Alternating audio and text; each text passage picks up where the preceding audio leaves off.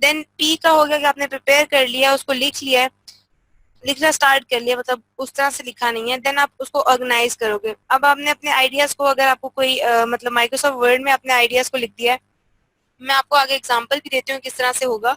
और उसके बाद आपने ऑर्गेनाइज करना है उसे, कि कैसे आपने ऑर्गेनाइज करना है, मतलब आपने उस चीज को इस तरह का बनाना है कि जैसे अब आपने इस स्टेज पे आके आपने उसको ये चीज डिसाइड करनी है कि आपने कौन सी चीज पहले रखनी है, कौन सी चीज बाद में रखनी है। अब रीजंस क्या है ऑर्गेनाइज करने के अपने आइडियाज को, कि आपकी जो भी आपने लिखा है वो लॉजिकल लिखा जाए, कि आपने बिल्कुल मतलब यूं नहीं लिखा पहले की चीज बाद में, बाद की चीज पहले। तो इस तरह से नहीं करना। तो मैंने पहले भी बताया था कि 15 सेकंड होते हैं किसी भी बंदे के पास कि वो ये चीज डिसाइड करता है कि मुझे ये आगे पढ़ना है या नहीं पढ़ना। सिर्फ 15 सेकंड लेता है वो, यानी कि स्टार्ट का जो भी पार्ट होगा। तो स्टार्ट का पार्ट बहुत मैटर करता है।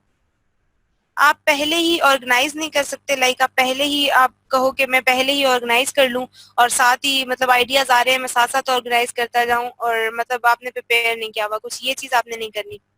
आपने पहले उसको लिखना है इस तरह से, उसके बाद उसे अपने आइडियाज को अपने एक पेपर पे लिख लिया या आपने माइक्रोसॉफ्ट वर्ड में लिख लिया है, तो आपने आगे करना है काम। नहीं तो इस तरह आप करेंगे कि आप पहले की चीज बाद में, बाद की चीज पहले, तो आप इस तरह नहीं लिख सकते। आपने पावर के फॉर्मूला को यूज करना है।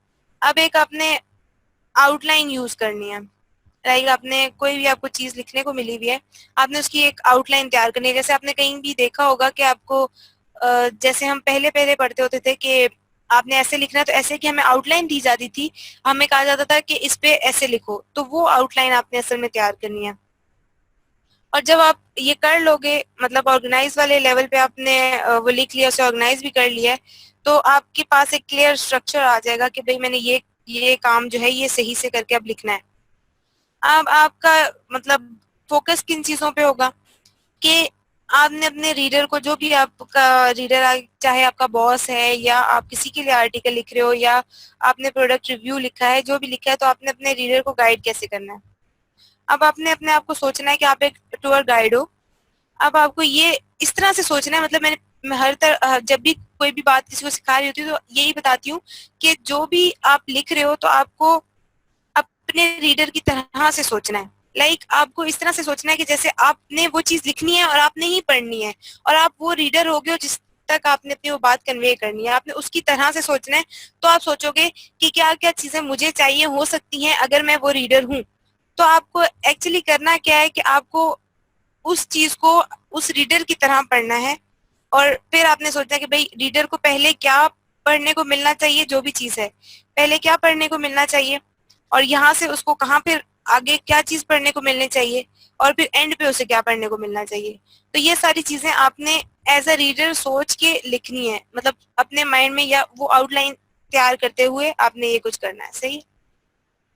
अब जैसे आपको एक लेटर, ये एक लेटर का वो है कि मुझे मतलब अगर मैं एक मीटिंग में हूँ और फिर उसके बाद मुझे मेरे बॉस ने पूछा है कि भाई ऐसा हुआ है कि आप मीटिंग का मुझे बताओ कि क्या हुआ है, मुझे उसकी डिटेल्स दो। तो मैंने उसे बताना है। सबसे पहले मैंने अभी ये सिर्फ आइडियाज जो हैं, क्योंकि ये छोटा पीस है, तो मैंने इसके लिए एक चीज लिख ली है कि भाई मैं जो हूँ कार्ला से मेरी मुलाकात हुई है जो कि फलानी कंपनी से है, और उसने कहा है कि हम लोगों ने ये चीज डिस्कस की है कि जो कॉन्ट्रैक्ट उसका हमारे साथ है वो उसको रिन्यू करवाना चाहती है।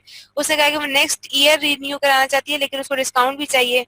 उसने फिर ये एक और चीज मतलब बताई है कि वो हमारी कस्टमर सर्विस से बिल्कुल भी खुश नहीं है। और मतलब वो किस लिए खुश नहीं है, वो इसलिए खुश नहीं है कि उसको एकदम से मतलब एक अर्जेंट कोई इसका क्वेश्चन था जो कि उसने करना था, लेकिन उसको वेट करना पड़ा 10 मिनट तक। हमें हमारी कस्टमर सपोर्ट की तरफ से उसको फौरन से रिप्लाई नहीं किया। सही।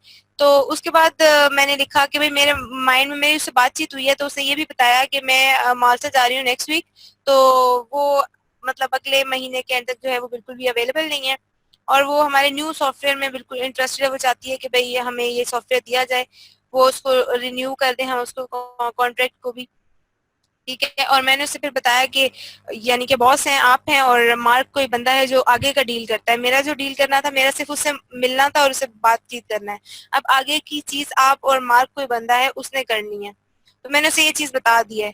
और उसको डिस्काउंट चाहिए, और वो कह रही है कि वो बिल्कुल भी कॉल वगैरह नहीं ले सकती, तो आपसे बात करेगी और उसके बाद जो भी है। ठीक है। ये मैंने अब सारी बातें अपने पॉइंट से मेरे माइंड में थे, मैंने ये लिख ली हैं।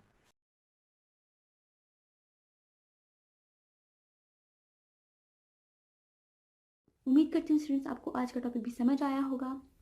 जो चीज़ें आपने समझी हैं वो नोट्स की फॉर्म में भी अवेलेबल है। मेक श्योर आप ये वीडियो को बार बार रिप्ले करें जब तक आपके जहनों में डाउट्स क्लियर नहीं हो जाते। अगर आपके जहनों में फिर भी कोई क्वेश्चन, क्यूरीज, कोई प्रॉब्लम आपको दरपेश आ रही है तो आप गूगल और यूट्यूब भी यूज़ कर सकते हैं उसे सॉल्व करने के लिए, उसका सोल्यूशन निकालने के लिए। अगर उसके बाद भी आपकी प्रॉब्लम या आपकी डिफिकल्टी सॉल्व नहीं होती तो आप हमें लर्निंग विद अर्निंग के पेज पे भी इनबॉक्स कर सकते हैं। उसके अलावा आप हमारी ऑनलाइन सपोर्ट से भी रब्ता कर सकते हैं। मेक श्योर कि आपको एक टॉपिक क्लियर हो, उसके बाद ही आप नेक्स्ट टॉपिक पे मूव करें। आप हमारा ऑनलाइन क्विज क्लियर करें, आप हमारा ऑनलाइन टेस्ट क्लियर करें, उसके बाद आपको एक सर्टिफिकेट अलॉट किया जाएगा। उसके बाद ही आप नेक्स्ट टॉपिक पे मूव कर सकते हैं। अल्लाह हाफ़िज़।